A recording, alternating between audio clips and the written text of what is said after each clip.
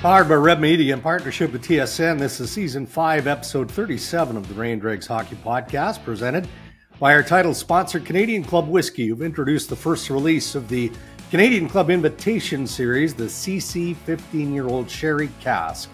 All the hallmarks of classic Canadian Club with the added richness and sweetness of sherry. And new face, old face, if you're joining us on the Ray and Dregs YouTube channel. Back on the podcast is Jeff O'Neill of famed Overdrive on TSN, the TSN panel covering the Toronto Maple Leafs regional games. A bit of a rare occurrence here. It's not like you're new to the podcast on Ray and Dregs, but we thought we'd do something different. Ray is away on a golf holiday. I mean, well-earned. Everybody needs a break on occasion. But normally he would take his stuff, his laptop, his microphone, all of that. This time I said, you know what? It's Season 5. You don't need to be taking your laptop on a holiday. You know, we've got good people around us. We're going to bring in the O-Dog. And for a couple of episodes, he'll do what you do. So I guess what I have to ask is, since you're co-hosting this week, are you going to play it straight? Or should we expect the usual shenanigans in the next couple of episodes? Well, Dregs, the one thing I want to ask you is, if I have to bring one characteristic of Ray Ferraro, like, do I have to act miserable? Do I have to be grumpy? I don't know what's the one main thing that the listeners are going to want to expect, because Ray's here every episode and they get a steady dose of him. So I was thinking about getting like an old, like going to the costume and getting a gray beard and like square glasses and just acting miserable for half an hour, but I didn't pull it off yesterday. Nah, you know what? And I'm glad he didn't bring his stuff on a golf trip, because can you imagine that guy taking a break? And he's a freak when he goes on golf trips. Oh, yeah. I know the Fane golf trips that they play 36 a day for 10 days straight. I love golf. I'm not doing that, especially if I'm walking. That's exactly what this trip is. And he legitimately said, we're playing 36 a day. You know, on this day, I might be able to squeeze in like 45 minutes here, there, and everywhere. And then Ryan Rashog and I, as we're having this group chat last Thursday, go, no, we're good. You know, O-Dog's agreed. He's going to come on the pod. You should have seen the look of relief on Ferraro's face. He was like, really? We can do that? So, I was talking with a buddy of mine, and Ray's been out there with his clan. I don't know where, Bandon Dunes, I think it is, where I was presented this golf trip, and it was 36, 36, 36, and then plane ride home. And at the very end, my buddy said, just one thing, though, and this turned out to be a big thing. There's no carts, and it's caddy every round. I'm like, I have no interest in that. I attempted to start walking a couple of years ago, and I lasted 9. This is when I was massive. Not that I'm not right now. But you've dropped. Yeah. I've lasted 9 holes, Dregs, and my hip flexors, I almost passed out on the 10th tee and I got in a cart. Can't walk, can't do it.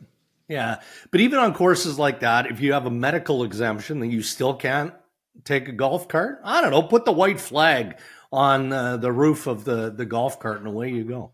I did it once. I asked for the flag and I didn't deserve it, but I used it because I couldn't do it anymore. It was embarrassing. My buddy's got a picture of it where it's just ridiculous with the flag on there. I'll never do it again. I think I'm in good enough shape to walk now, but I'm not golfing to exercise. I just want to play golf and get it over with. But you're also a guy, though, like time matters to you. Well, it matters to all of us, but you're not out there for the 5-hour rounds of golf. No, right? I got to do overdrive every day at 4 o'clock, and I want to be home and done golf by noon so I can have lunch, get a nap, do some prep, do whatever. So I got to get it done early or I don't do it. Excellent. There is the O-Dog, Jeff O'Neill, joining us this week on the Ray and Dregs Hockey Podcast. So let's drift into headlines, brought to you by Tim Hortons, who are celebrating 60 years this year. Did you know the first Tim Hortons opened in Hamilton, 1964? And now over 4,000 restaurants dot the map across Canada, 5,700 around the world. So check it out. Check out their 4 iconic retro donuts as part of the celebration, available now. All right, we're going to start in Los Angeles with our headlines. And Ray and I have spent a good amount of time on the podcast talking about the Los Angeles Kings. First part of the year, it was because, man, they're a good team. We're talking about a Stanley Cup contender. Now we're waiting to see what management ownership is going to do. And you and I are very similar because we have to talk about, react to things on varying TSN panels. Nobody likes the coach watch. Nobody likes that. No. It's ugly because these are good men. They're good coaches. But in this case, yeah, we know the Kings are playing better, but they're still losing. So as a player, do you know when something's coming?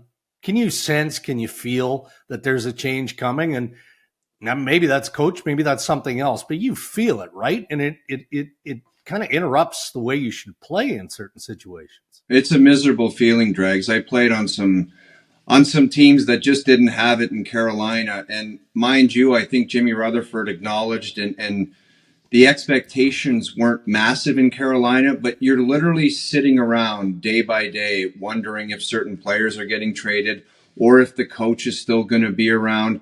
And it's a really difficult situation in Los Angeles. I can remember early on in the season talking with Frank Corrado, and it's a good way to judge kind of where a team's at because he said to me, he's like, man, I can't see a team if the playoffs started today. And mind you, this was early on. He said, I don't know if a team could beat them 4 times in a series right now. And I totally agreed. And now they're in a situation where it looks like I don't even know if they're going to make the playoffs. And the thing is, I always believe in it's my first kind of go-to where I'm like, let the players dig out of this. Let them figure it out because it's the same bunch of guys that had the start that they did. So they've got to be able to figure out. But the thing with pro sports, and especially in hockey, is you see it in Edmonton. You see that coach bump, and it must be so enticing for Rob Blake or whoever to look at that and say, do we have to do that to save the season? Because that's what the Edmonton Oilers did, and that look at where they are now. So it's gone so south in Los Angeles, and there's a couple things to it. They got to get a save sooner or later because that goaltending, buying into it, although that was the goaltending that got the job done. I know Copley's hurt, but that's the goaltending that got the job done at the beginning of the season, but it's just fallen off. You're looking at David Riddick to get the job done for you, you're probably in some trouble. But I don't know. You look at those guys, and it seemed like there's just whenever a team falls off like that, I don't just look at the coach. I'm like, is there something wrong in that locker room? Did something happen where everybody's pissed at someone, pissed at a player? Is it Pierre-Luc Dubois coming in there? And I do credit the Los Angeles Kings. They had a kind of a Vegas flair to them, Dregs, where it was like they've been aggressive. Fiala's available, go get him. Philip Deneau, go get him. Pierre-Luc Dubois, go get him. They're trying their best to put the lineup out there to kind of turn this thing around and get Drew Doughty and Kopitar back on the map to see if they can pick off another one. And it's just turned into a mess for them right now. And what they're going to do, they've got to do. It's one of those things. Can you do nothing and sit around and possibly take the chance of blowing the season? Or do you got to do something, whether that's a trade in the goaltending position or something else, or either that or they got to fire the coach, which is a sad state of affairs. Yeah, agreed. And look, we keep waiting in the trade business for the goalie market to get rolling. And, we do get the sense that might be one of the first positions that actually, comes into play. And Darren, if you're going to do it, you can't just chisel around the outside. If you're going to get a goalie in there, try and get a top guy. I know you got to give something up, and a goaltender would make big dollars. But if that's what you got to do, there's no sense of just getting some backup. Yeah. It's just going to be not an improvement. It doesn't make sense. No, and again, even from a coaching standpoint with Todd McClellan, he's in the final year of his deal. As another experienced coach said to me, the tricky part for ownership and management is how many games can you just blow out the door? Like at some point, you have to make a very dramatic move to save your season. Look, Lou Lamoriello just did it, bringing Patrick Roy back into the National Hockey League. I mean, you don't have to be Mr. Popular, but you have to be able to make that tough call. Absolutely. And the thing is, you also have to look at the situation. I think kind of the Edmonton Oilers thought outside the box. I don't think anybody saw him coming in, Knobloch. It was like he wasn't on my radar. I'm not sure about yours, but you got to think about the guy that's going to be possibly coming in. Who that is right now, I'm not sure. Yeah. It's a wild time in the National Hockey League, and I say that generally speaking, right? Some games are better than others. That's just commonplace. But is it just me? But we're seeing 2-0. We're seeing 3-0 leads that don't even matter anymore. And last night was another indication that Nashville Predators all over the Ottawa Senators. It's 3-0 after the first. And I clicked off that game and I'm like, this one's going to be an absolute clunker. Like, they're getting lit up here like nobody's business. And they claw back and win 4-3 in overtime, compliments of Claude Giroux. Like, what? What is going on with these teams that either aren't ready to start, but yet aren't entirely ready to roll over? So the team that's leading by a significant margin has to expect, Nashville had to expect, didn't they, that Ottawa was going to push the way they did in that second period. Well, first off, good on the Ottawa Senators for clawing back and getting something out of it, ultimately getting the most out of that in 2 points.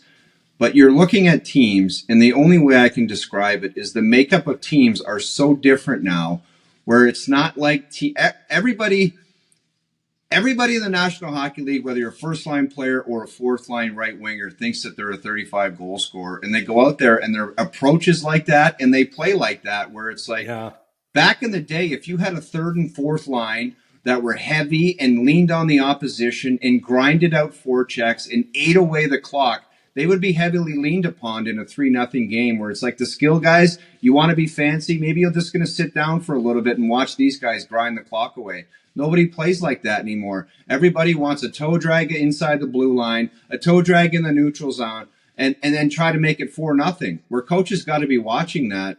And I just find it crazy. Game management is almost out the window nowadays. It is. We got 3 goals, so let's just forget about that. Forget that ever happened. Because the only thing that matters is the score clock. And at the end of the game, if you got more than the other team. And the idea, and I get it, it's more difficult. There's no clutching and grabbing. And the idea of a lockdown and shut it down, it's hard to do now because of the way the penalties are called. And there's so many penalties, and we'll get into that later. It's just difficult to play that way. But just fundamentally being smart, you watch game after game where it's 3-0 after the first, and you're like, just like you said, Dregs, close to shutting the game off, saying, well, I'll tune into this tomorrow to see the final score. It'll be 5-0. It's 5-3 for the other team.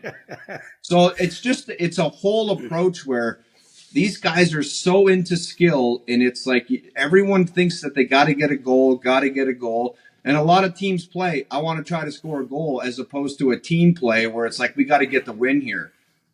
Yeah. I'm watching Ottawa closely. I mean, we've got the trade deadline looming March 8th. We know that Staios and company are going to do some things. In a perfect world, they'd bring in 2-3 character individuals. There's speculation, Chris Tanev from the Calgary Flames, which, when you analyze it on the short term, it doesn't make a lot of sense. If you're Chris Tanev, I mean, chances are you want to go to a Stanley Cup contender. You don't want to blow off the rest of this year, playing with the Ottawa Senators, even though ultimately there'd be an extension that would be attached to it if he gets traded to Ottawa. But that does make sense, right? You bring in a Tanev. If there's some way that you could yank Boone Jenner out of Columbus, which is another tire fire, like those are the pieces, right, that are going to turn the Ottawa Senators into a contending team very quickly, I would think. Not this year. We're looking into next year, maybe the year after that. But with the glut of young talent Ottawa has, would you agree? They're maybe 2-3 players away from being a legit contender. I do agree with that, Dregs, because they need some guys that are they need some more of Claude Giroux, what he brings out there. Just guys that have been there. Yeah. And the other thing is with the Ottawa Senators, and it might be a bit of a difficult pill to swallow, when you collect, like they drafted good players and they've turned into good players, but Darren, all of them have proved together that they're just not good enough to get it done. Yeah. So the idea of falling in love with all of them and thinking that all of them should be a part of it moving on, I think that would be a big time mistake, because if you look at the quality teams in the past 10 or 15 years, the Chicagos, the LA Kings, the Pittsburgh Penguins, they were at least making the playoffs. The Toronto Maple Leafs, when those guys, like the second year they were together, Matthews, Marner, Nylander, and I'm not talking about going the distance because we know they haven't done that, but at least they made the playoffs. Yeah. And when you're not even sniffing making the playoffs, I think you really have to look at possibly moving away from some of those players. And that's the tricky part for Pooley and Steve Staios, to figure out which ones you might want to part with, because together they've proven that they're just not good enough to make the playoffs. Not go the distance, not win a couple rounds to make the playoffs. Same thing with Buffalo. They have to take a good look at that team where it's like, they're not even challenging to make the playoffs. So how And that's what I've found since I've taken this job at TSN, watching teams fall in love with their own ideas, even when they don't succeed, which I just find crazy. It's like they spend so much time in the draft and development, they're dumping money into kids, but if they don't win, what good are they to you? It's like you can't toss them away like they're trash, but it's like the idea of having them all together moving forward, I don't think it would make sense, Dregs. No, I'm with you, man. So obviously the Ottawa Senators are a team we're going to monitor closely here in the days and the weeks ahead. Now, I kind of took a bit of a social media break on the weekend. Yeah, not a big deal. Just every once in a while, it's nice to just block out the noise, right? So I don't know if you engaged on the goalie interference scandal or not around the Toronto Maple Leafs on the weekend. But I'm watching the game, and I'm like, and the one thing, full credit to the video coaching department of the Maple Leafs, they never get this stuff wrong. If there's a coach challenge issued, they're right. So very valuable. Sheldon calls for the challenge. And I'm like, it was obviously against the Winnipeg Jets on Saturday. And I'm like, that's going to be a good goal. I mean, Hellebuck really wasn't interfered with. He had time. He had opportunity to position himself to make that save.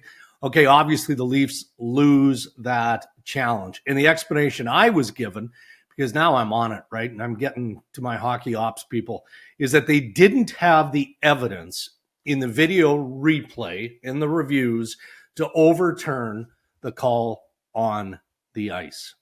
Dregs, can you cut the crap but didn't have the evidence? I've seen the replay 100 times, and I had the evidence. William Nylander, and whenever we're on the panel and we get something like this, you will look over it, and I will look over it, and not that I deal with that type of stuff. Usually you do, but I only look at one thing. Yeah. How did the guy get to the goaltender? Did he go on his own will, or did somebody push him into the goaltender? It's very simple. And for William Nylander, did he make any attempt? Not really, but at the end of the day, DeMello gave him one shot and then a secondary shove where he barely touched the goaltender. The contact wasn't egregious, but that's how I look at it. DeMello pushed him in the goaltender. The contact was very minimal, but he was pushed into the goalie. Yeah. And then the refs just say it's not a goal. I find bizarre. And the one worse, which is bizarro world, is Tavares getting slashed in front of the net. And I have no idea what the interaction with the ref was. Maybe the ref said, you got to show me your stick is broken. And he did the flex and it broke. And then the arm went up. I have never seen that in my entire life in hockey. Never in my life. Yeah. And what scares me, Dregs, and this is not Leaf bias, I don't give a crap who wins, who gets penalties, who gets power plays. But my fear is this garbage might happen in the playoffs in Game 7 of a series. Yeah. Maybe the Stanley Cup's on the line, and someone's going to flex their stick in the slot, and the ref's arm's going to go up. It can't happen. I don't know how to make it better, what Billy McCreary and company in the league can do to make sure that this stuff. But as far as the refereeing in general, there are a lot of penalties. There are a lot of power plays now, and some of the plays I just find to be so ticky-tacky. Guys stepping on a stick, and it's called tripping. Guys are going down so easy. It's turned into a game that I'm not really familiar with, and I don't like it. There's got to be some 5-on-5 play where it's grinding. There's momentum changes. It just seems like a lot of nights is special teams play, all of it, and it's not fun to watch. No, well, and just back to the goalie interference debacle. It's not like general managers just want to throw this out there for the sake of putting heat on hockey operations. When they say no one knows what goalie interference is, that's a legitimate confusion and concern from the manager's An example like that, Darren, is why nobody knows what it is. How could anybody say there wasn't evidence that showed that Nylander wasn't pushed into the net? Yeah. When every turkey like me has a phone and Twitter and looks at the replay and says, there's the evidence, but the league doesn't have the evidence, that to me doesn't make sense. I would have loved to have been in that. We used to call it the war room. Now it's appropriately called the situation room. 5 or 6 guys in there, all former players, former official in there, right? You imagine there had to have been debate over that because, like you, they would look at that video and go, come on, guys. Like, the call on the ice was a bad call. Our job is to find the evidence. So what's the vote here? Okay, 3 say that we don't have the evidence, 2 say that we do. So, okay, we can't overturn the call on the ice. You're telling me that every play like that, Dregs, goes to a vote of 4 or 5 guys? It's not just one guy saying that's absolutely goalie interference? No. I mean, whether or not it officially goes to a vote, informally, there would be a vote inside that room. What do you think? What do you think? What do you think? At the end of the day, yeah, it's probably Colin Campbell or Chris King that ultimately makes the call, but it would be in conjunction with the opinion of those in the room and on the headset. I just can't believe that 4 or 5 guys that have been around the game that long would say that that's goalie interference. Yeah, that's bonkers to me. All right, well, it's something that sadly isn't going to go away, and we'll be talking about it as part of the GM meetings in March in Florida. I want to skip over to the Vancouver Canucks. So, it made, I was going to say headlines. I don't know if it made headlines. It was fodder for radio and media conversation reporting when head coach Rick Tocchet of the Vancouver Canucks was asked a question about the play of Elias Pettersson and the fact that a couple of games, 3-4 games, he just didn't seem to be himself. I think it was Farhan Lalji from TSN who asked and said he looks a little off, right?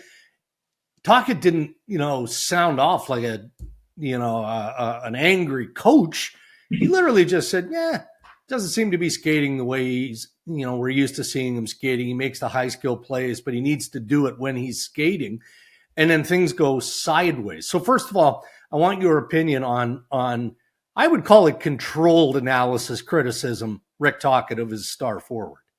Darren, what about just grown men acting like grown men? I know there's a lot of things in the past where coaches would do things and conduct themselves in a way where that has to go to the wayside and things are different now.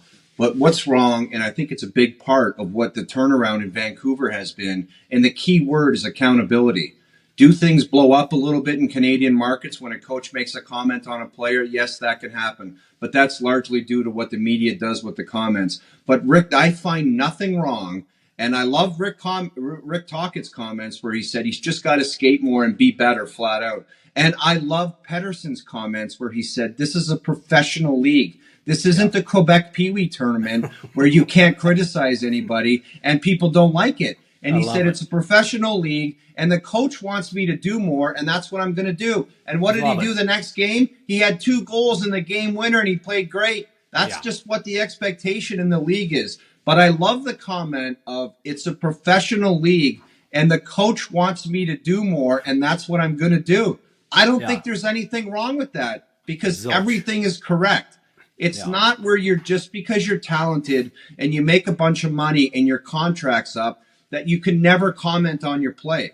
I find that to be bizarre. And it's the way things are nowadays where these kids are coddled and have had their tires pumped from the age of 13. And then they get to some adversity in the NHL and they're like, oh, I don't like the way somebody talked about me like that.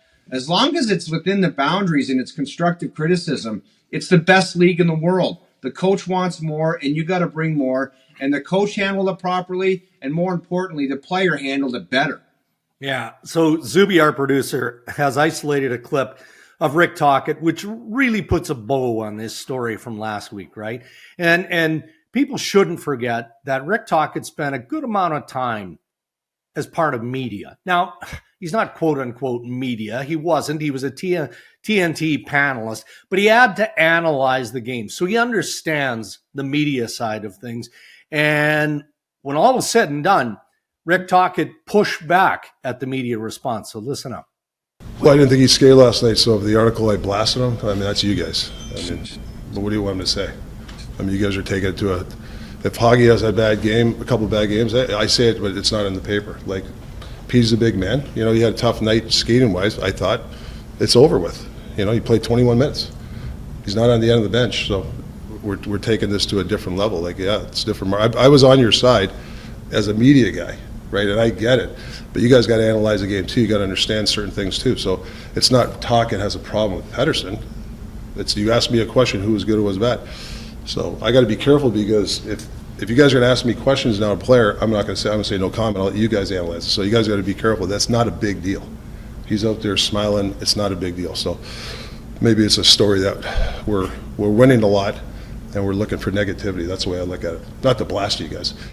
I love it. I love it. I love it. And I'll tell you, you know this, so nothing pisses me off more than when you get into the heat of the battle on a panel among media, and you as a player will say to me, Dregs, you never played the game. All right, well, I get that, but I do understand some of the nuance. I don't understand, in the trenches and some of the stuff that you guys have had to go through. But the fact that Tocchet holds the media accountable by saying that and saying, I appreciate what you have to do, but I'm holding you accountable as well, because I did not blast Elias Pettersson. I did not. I answered a question with honesty. So if you're going to throw that back in my face and try and create negativity, then I'm going to be more careful in the future, which nobody wants, by the way. You want the honest Rick Tocchet. So I love the fact that he put a bow on this thing, but also said to the media, okay, stop it, because we're not doing this moving forward. First of all, if I ever said to you, you never played the game, it would be a joking way. I've never said that to anyone on live television. But Tocchet's right. He's like, if you guys are going to continue to blow these types of comments out and make this a big deal and create a distraction for my team, then I just won't say it anymore. Yeah. So I don't know how many more opportunities he's going to give them, but I guarantee you, Dregs, it's not going to be a lot. If it happens again, he's like, he's going to say, don't ask me about individual players because I can't do it. Because you're making a mockery out of this stuff. So good on him for saying that too. I just don't understand how that blew into something where he simply commented and said a player's got to skate a little bit more to be better. It's very simple. Yeah. It's very simple. You talk about players complaining about Canadian markets. That would be an example where, why did that blow into something that it didn't need to be? It's simply a coach commenting on a player that he loves dearly and is so important to the team, but he's not going to give him a hall pass and just not comment and say that he's been great. Because a lot of times I think coaches are maybe afraid to comment on a star player. Or if they do, they got to back it up and say, oh, that's not what I meant. This is big boy stuff, man. It's the NHL. You've got to be able to criticize constructively what players are doing on the ice. That's what it's all about. Agreed. All right, let's wrap up headlines. It's All-Star Week in Toronto, and we're not going to go deep into what's happening on Friday today or All-Star Weekend in general. But you did participate in an All-Star, and you do have an NHL All-Star story. So it just seems like a fitting and a perfect way to wrap up the Tim Hortons headlines. Dregs, it was such a great thing to be an NHL All-Star because I was so pissed off for years. I was kind of a leading scorer on the Hurricanes, and I'm like, I'm going to be an All-Star this year. There's no goddamn way that they're not going to put me on. And Sammy, it was it was a bunch of years where it was like the world versus North America. Yeah. And it was like, I'm not beating out Mario or Keith Tkachuk or Jeremy Roenick, and it would just be announced. Sammy Kapanen, All-Star international team, and I'm like, I've got 15 more goals than that guy. How could I not be an All-Star? But that's the way it was. So I finally get the call, and I don't even think I was having my best season. And it was probably the most costly All-Star game. I don't know how much it cost me, at least $50,000, because I brought my parents, their best friends. They flew down to Tampa to watch me play. The All-Star game was in Florida. So I had to get their plane tickets, 2 limos to Tampa, game tickets, 7 of my best friends and my 2 brothers, everyone plane tickets to the game. And I can remember my buddies drinking. All they did was drink beer by the pool with the NHL players all day. And I remember saying to my oldest brother, God bless him, I said, man, you guys are racking up some beers on this pool. And he looked at me. I thought he was joking. And he said, don't worry, this is going on your hotel bill. And I thought he was joking. I went to check out of that hotel to go home, and the printer for my bill kept falling onto the floor. And I asked the lady, I'm like, is something wrong with the printer? And she's like, no, we're just getting your incidentals, everything that's been charged to your room. And there was 7 million Bud Lights charged. They charged every drink of booze they had to my room. And I just said, I don't know if it was worth it having my friends on this trip. But it was a great experience to play in the game. It was a little bit disappointing because it was kind of the beginning of guys saying no thanks. Yeah. Mario Lemieux, Matt Sundin, Cujo. It was like they were like, no thanks. So I wanted to be in the room with those guys. There were still great players there, but it was a great experience. And I'll tell you what, it was costly, very costly. I'll bet. That's outstanding. All right. That's your Tim Hortons headlines. Your favorite retro donuts are back from the past. And with our 20-minute fresh coffee, what's classic is always fresh. So good. It's time for retro donuts. It's time for Tim's. It's time for Tim's. Interviews on Ray and Dregs are brought to us by Canadian Club Whiskey, who have introduced the first release of the Canadian Club Invitation Series, CC 15-year-old Sherry Cask, the signature CC Classic 12-year-old whiskey, finished with a secondary aging in Oloroso Sherry casks. All right, special opportunity here. Ask Ray and Dregs anything. So it's Ask Dregs and anything for this week. You can send us your questions on Twitter, Instagram, at Ray and Dregs, or on the website, rayanddregs.com. We're going to start with Jeff, another Jeff, who's a longtime listener, says he's been listening since episode 1.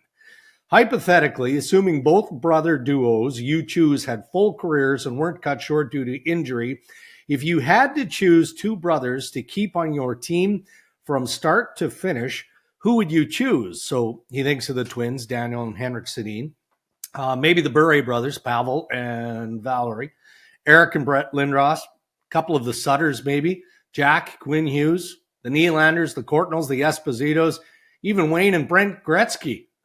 Jeff says, or is there anyone else that you can think of that you would be happy to saddle up beside in terms of the brother duo? Dregs, you just mentioned like just some all-timers right there. Yeah. But you give me Matthew Tkachuk and Brady Tkachuk and throw in their old man on the same team somehow. I just think that they're like, we always throw around terms like just whatever hockey terms that we're consistently tossing out on whatever platform we're working on. But like, if you want to talk about like organizational changers, you look at what Brady's brought to the Ottawa Senators. He's already the captain. The guy plays for keeps every single night. And so does his brother down in Florida. It's like, you know, Matthew Tkachuk this year was in a bit of a slump offensively, and he was asked about it, and he said, that doesn't bother me. All our focus now is on winning. And they got a taste of going to the Stanley Cup final this year. And I'm not trying to slam Jonathan Huberdeau and say that he was the piece that had to go out the door. But what a completely different culture shift where it's like they watch that guy play down in Florida and he competes and he battles every night and he works his ass off. And that's the definition of a game changer, where everybody on the team looks at someone and he sets the standard where it's different. Just competition level, contributing at the right times. Both of them, and their old man was the same way. Like, you give me a set of brothers, man. I don't know if I can ever get off of those two. Well, and the fact that you include Walt is an important distinction, because as you're talking about Florida's run last year, it comes to mind, and I don't think it's coincidence. You remember when Keith Tkachuk, going up against the Leafs, gave it to Matthew and the Florida Panthers in general, and just saying, hey, I hope these guys aren't out there looking for autographs from Marner and Matthews.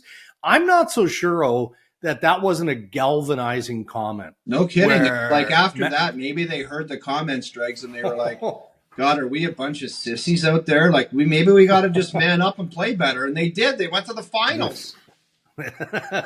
So, terrific observation. If I was pushed, I think it's current day. I think I'd have to go with Quinn and Jack, and you could throw Luke Hughes into the mix too, man. He's going to be a stud for the New Jersey Devils. All right, next question from Matt. Big Senators fan. He currently lives in Squamish. I guess that's BC. Yes. He says, I have some pretty miserable years lately watching the Ottawa Senators and started reminiscing on some great playoffs in the past.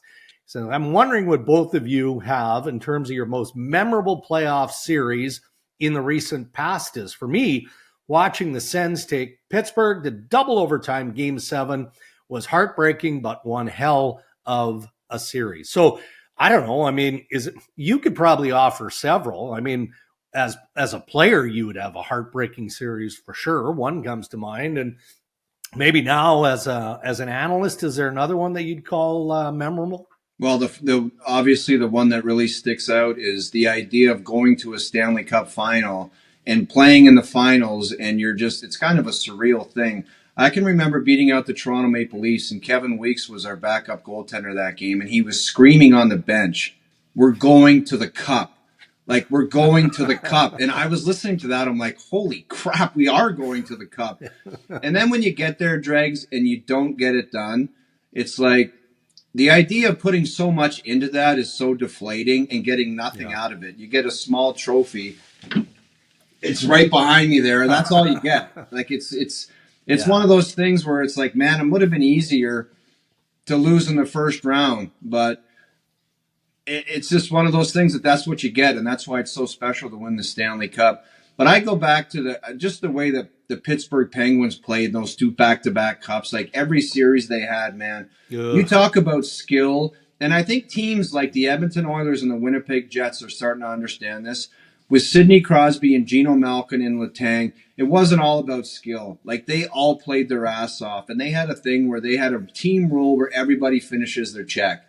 It's like that's what it takes to win. And watching the Penguins in those back-to-back cups, I went down with Ray to Pittsburgh for a couple of the panels, and it was like that was a team, man. They played like a team, and just watching that back-to-back run, that was pretty special. Yeah, I get it. And those ones are hard to beat against Detroit. I get that. For me, it might be covering the 2001 Stanley Cup final. And, of course, that was Ray Bourque and the Colorado Avalanche, right? Beating the New Jersey Devils in Game 7. And I'm trying to think, Alex Tanguay in that Game 7 had a heck of a game. And, I mean, he was a kid at that point of his NHL career. But, just seeing Ray Bourque, who had been through everything so much with the Boston Bruins, finally get his hands on that cup and hoist that trophy, pretty special moment, I would say. And Darren, that's one of those instances where you talk about dealing with adversity. Don't forget the Colorado Avalanche lost Peter Forsberg in those playoffs, and he wasn't playing. Yeah. And they just said, you know what, we're doing it anyway. That's what I always, people are like, oh, we got injuries. They lost Forsberg and won the cup. It's like, that's dealing with adversity. We're pretty much ready to wrap this thing up. That didn't take that long. Crisp 37 minutes and counting. You have any Ray Ferraro stories playing against him? Or not really? You didn't, like anything where he was beaking at you, which would probably be nonstop. Or I wanted to wrap my stick around that little rat's face in LA one night. And I don't know why he did this, Dregs, because I was 176 pounds when he did it to me. I don't know him, but I said something to somebody, and he just went up to me, and he's like, "Hey, fat ass," and he blew his cheeks out like that to me, and I'm like, I was thinking to myself, I know this guy's calling me fat, but I'm 176 pounds, and I don't know why, and it bugged me for a long time. Obviously, you get to know him after, but I've never even asked him about it because he probably doesn't remember. And to think that he probably did that 10 times a night to people just to annoy people, but he puffed his cheeks out, and he was like, "Hey, fat ass," and he was like, but if he did it to me now, it would be more understandable. But at 176 pounds, I just don't get why he did that. So anybody watching or listening is going to think that you and I had this conversation before starting the record, and we did not. No. I just pulled that from left field. I know. And I've always thought about that, where I'm like, he just had this face on. He had a face you wanted to punch right in the middle. But I remember, I'll tell you what, one of the great lines in the NHL back in the day was him in Atlanta when he was with Donald Audette. And who's the coach of Nashville? Brunette. It was Ray Brunette and Donald Audette. And I'll tell you what, that was an unbelievable line in the NHL. Yeah. They didn't have like the name power of the Lemieux, Jagger, Ron Francis, but those guys got 3 points a night. Usually in Thrasher losses, but they were pretty damn good. He still talks about Andrew Burnett, as being one of the most underrated players that ever played the game. Loved playing them. All right, well, that's terrific stuff. All right, buddy. Overdrive all week long. Anything else that's going to keep you busy this week? You know what? This is one of those week Dregs where we got to grind. The All-Star break, there's not a ton of games, not a lot of Leaf stuff. But the only thing saving us is we did 3 years with COVID with no sports, so we know how to wing it for a couple hours. Well, I'll be joining you on Wednesday, so we'll have some fun there. All right, buddy. Thanks for doing this, and look forward to connecting later in the week, all right? All right, Darren, thanks. Thanks to our sponsors who continue to support Ray and Dregs, our title sponsor, Canadian Club Whiskey, and Tim Hortons. Until next time, stay safe, everybody.